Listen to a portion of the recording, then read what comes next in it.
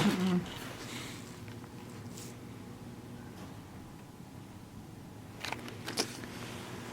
there.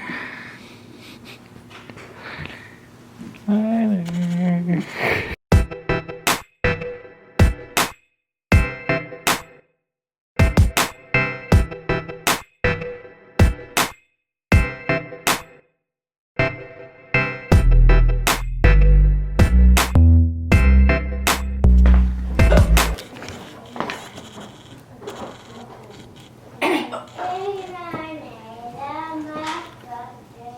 Nothing like snowing outside and a nice warm fire. My favorite combination. I just need some hot chocolate. I had a hard time getting out of bed this morning. I think taking this whole 2 weeks off of vlogging, it like really threw me off. I had this like rhythm down where I was like filming and editing, and now like the workflow's off, so I like don't even know where to start, and I don't want to start. It'll be okay.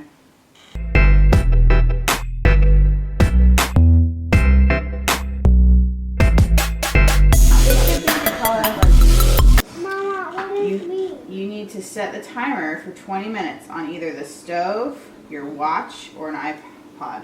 Our friend and music teacher Brian, he's been trying to get the kids to practice more often, and he suggested that if they had a schedule, that it would probably really help. What's going on over here? Shoveling. I have a snow shoveling business, and All right, you want to talk about your snow shoveling business? you snow shovel and then they pay you, assuming I can find someone. How much do you charge? $10 each time, but I snow shovel and I salt so that if there's more snow, it gets obliterated by the salt. $10 each time? Yeah. Wow, that's great. How many customers do you have? I used to have someone who paid me like $50 through the whole winter over there, but now I've got her. She pays me $10 every time. How much do you pay Noah? I pay him 10% of what I get, and he helps with the labor. Ah, the labor. All right, good work. See you guys.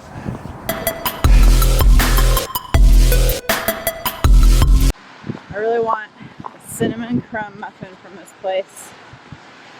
And I half want Ben to talk me out of it, and I half want him to just leave me alone so I can enjoy it. And I told him I don't know if it's because I'm my last few weeks of pregnancy.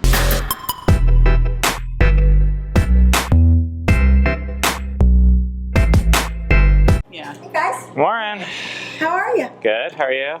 You guys go out at the strangest times, just letting you know. I don't see you all summer, and freaking winter comes, and here you are. 1285. 1285 is your balance.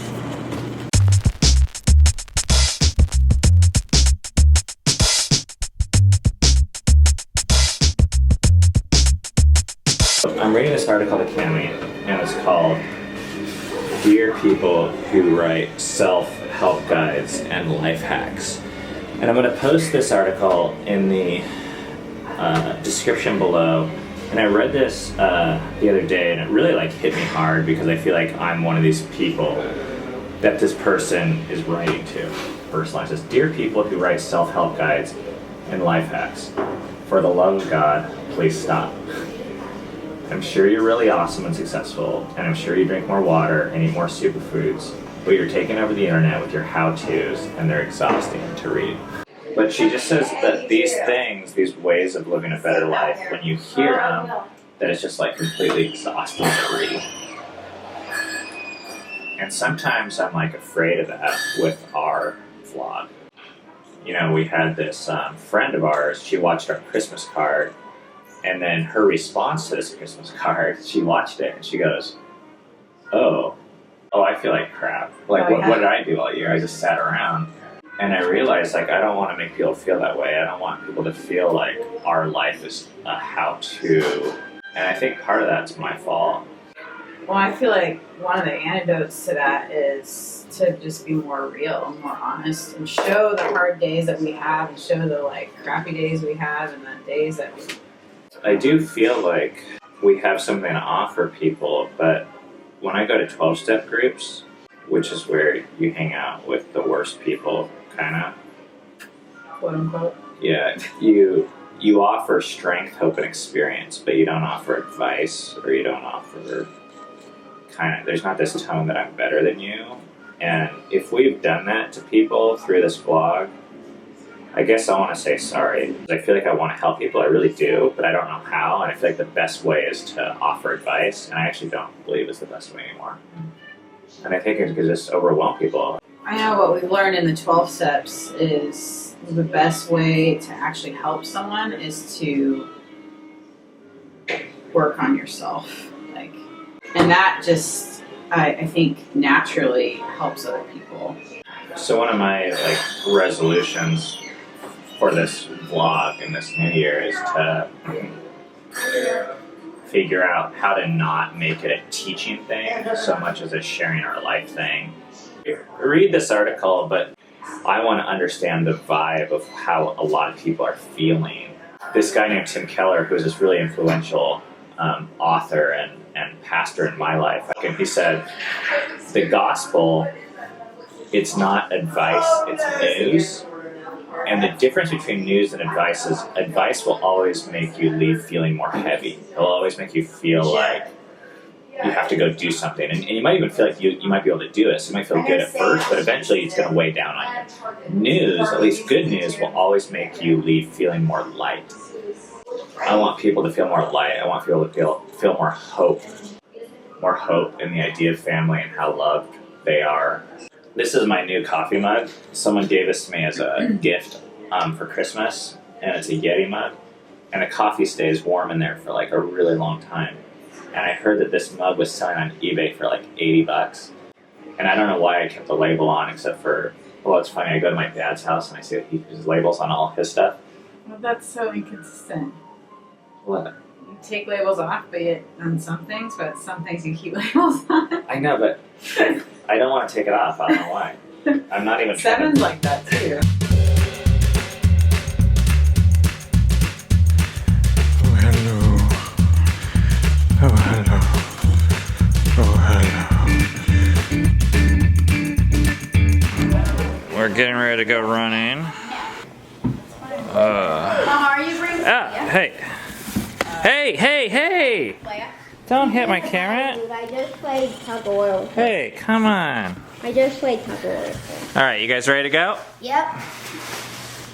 Am I going with you? All right, hey guys.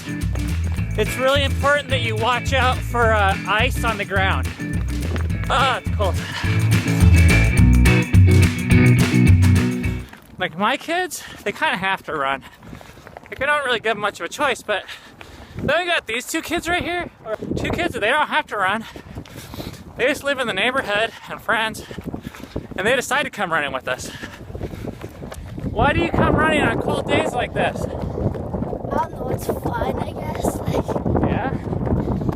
Why do you come running on cold days like this? Because I like running a lot.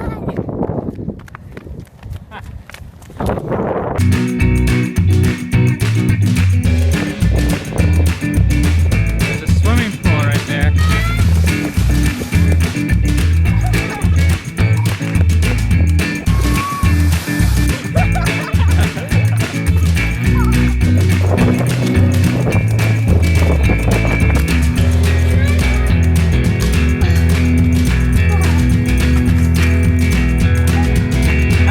Well, I think I'm nesting, I guess.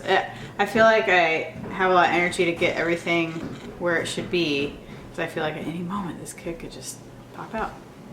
And then I won't be able to do that anymore for a while. I feel like I wouldn't mind another week or so. Oh, it's so cold out here. Oh, it's slippery.